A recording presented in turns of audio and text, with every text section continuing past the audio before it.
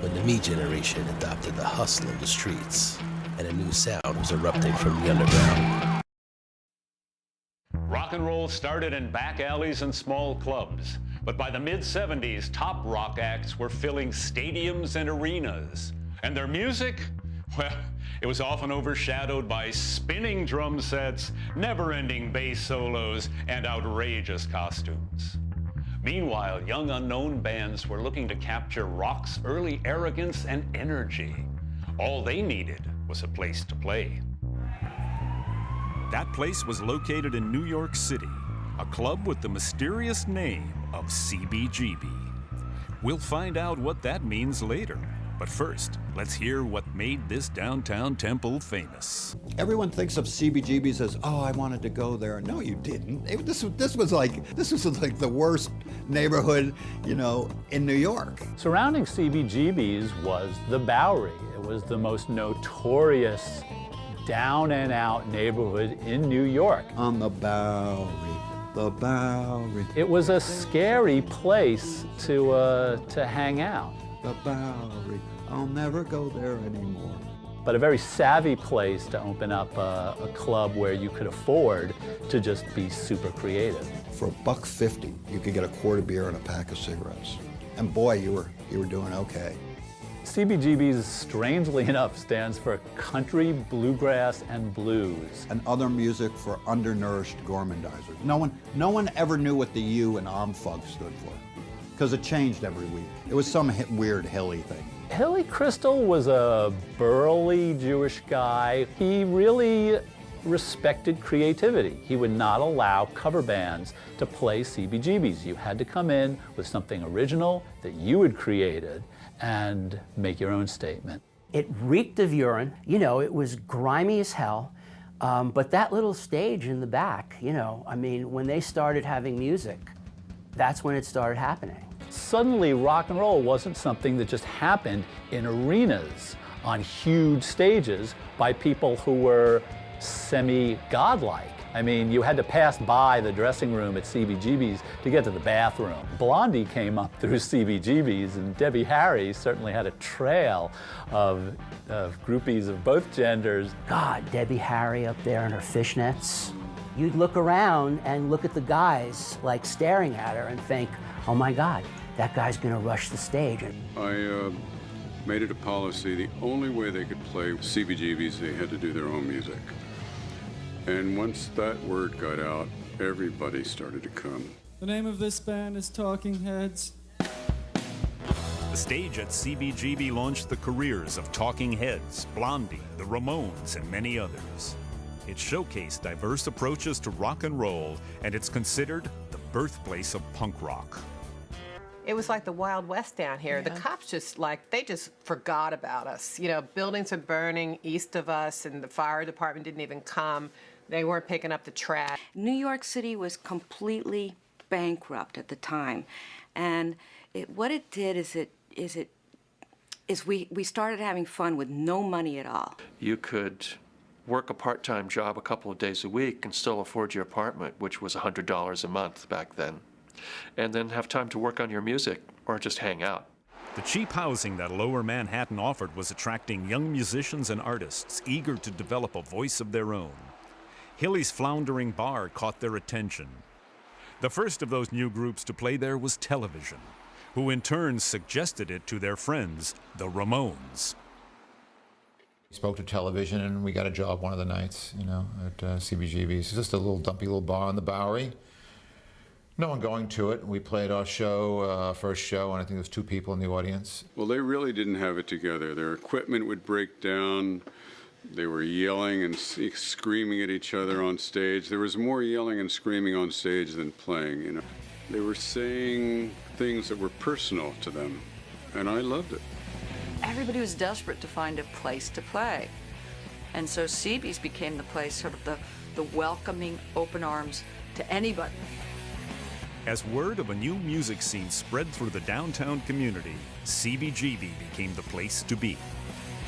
It was a hang here. I mean, we would come here no matter who was playing because it was like a clubhouse.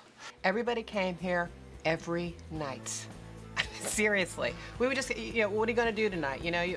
I'm going to CB's. But it was always just really disgusting. The bathroom, the ladies' room was just like unbelievable, Bathroom was then down the stairs. Never went down there ever. It looked so disgusting to me that I would never dream of going down to the bathroom. I'd just go in the back alley. This is the dump. It was disgusting. Eventually, record companies swooped down on CBGBs to whisk away the top acts and bring them to larger venues with presumably better bathrooms.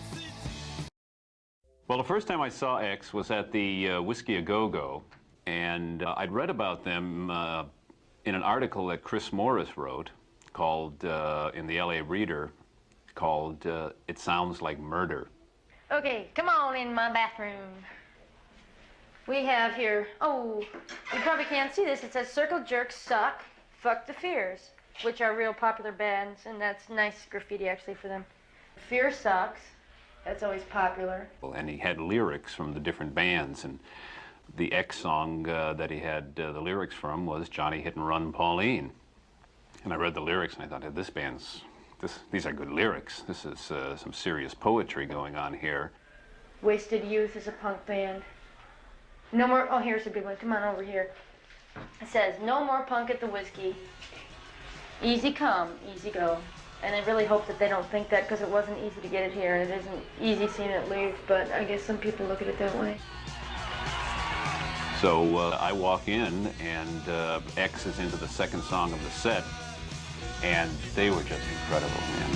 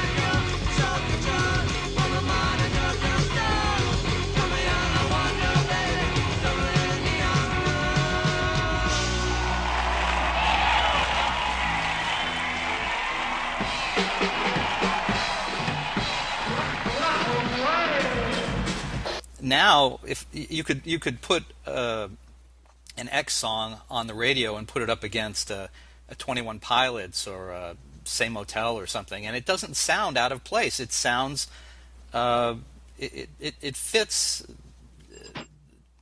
It fits what different music is. It sounds different and yet alike, I think. Mm. There's some records and bands that sound like they were recorded at exactly the month and year, and you can pinpoint it, and they're great for that. And there's some recordings and some bands that seem to be more timeless, and that's good too. We never really used tricks. I think that was something that Ray Manzarek really helped us with in our recordings. So we all developed that style by having a common vocabulary, but having a pretty broad musical education, which a lot of we had to forget. We had to put aside in order to play or make up what we did. As you mentioned a minute ago, you were talking about songs that sound almost kind of timeless. I was actually thinking of The Doors, and so you mentioned Manzarek, and maybe he's the common thread there that makes the X sound and the songs sound so timeless. They do not sound dated. I mean, I think maybe that's the similarity between X and the Doors, is that we were fairly realized by the time we were recording, and we did have knowledge and an eye towards the past, but also towards the future. Yeah, he just, Ray was a great producer because he just got good performances. And, he did the first 4 records that were all within like a year of each other. Pretty crazy amount of output. But